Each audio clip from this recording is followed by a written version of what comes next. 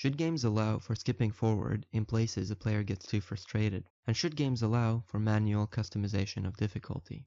There's definitely a certain satisfaction of overcoming a challenge. That is what games like Dark Souls are built around. However, not all challenging elements of games are equally satisfying. There are people who don't enjoy the frustration of failing an element of a game over and over and would rather just advance through a game even if it means skipping that part of the game altogether. Especially for more linear games, where if you get too frustrated to play on, your only option is to keep trying and being frustrated or quitting the game completely. It wouldn't be too bad to give players the option to skip forward if alternatively they would choose to quit the game altogether.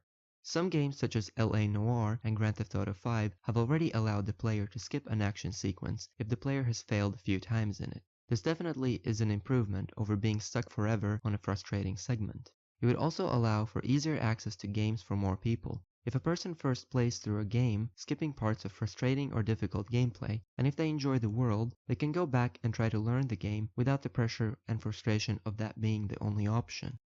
Too often, there has been a great game that is let down by some poor part of the game, such as poorly designed turret sections, overly convoluted puzzles, annoying hacking minigames, or any annoying mandatory minigame or instant fail stealth sections. If you could skip past those aspects completely, those games would become far more enjoyable. Same goes for unskippable dialogue conversations and cutscenes. When you just want to get on with the gameplay, you should be able to just skip to that.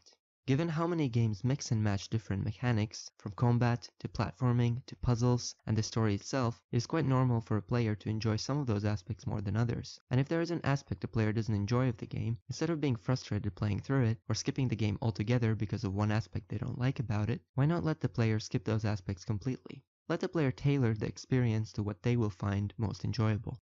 Games like the Thief Reboot and System Shock, for example, have done difficulties that can be customized in different aspects of the game. Allowing this kind of customization allows players to fine-tune their experience and focus on parts they enjoy or know they are good at. This kind of customization would allow the players to create their own difficulty curve. If someone is finding a certain aspect of the game too easy, increase the difficulty for that. Or for example, finding the puzzles too difficult, lower the difficulty for that.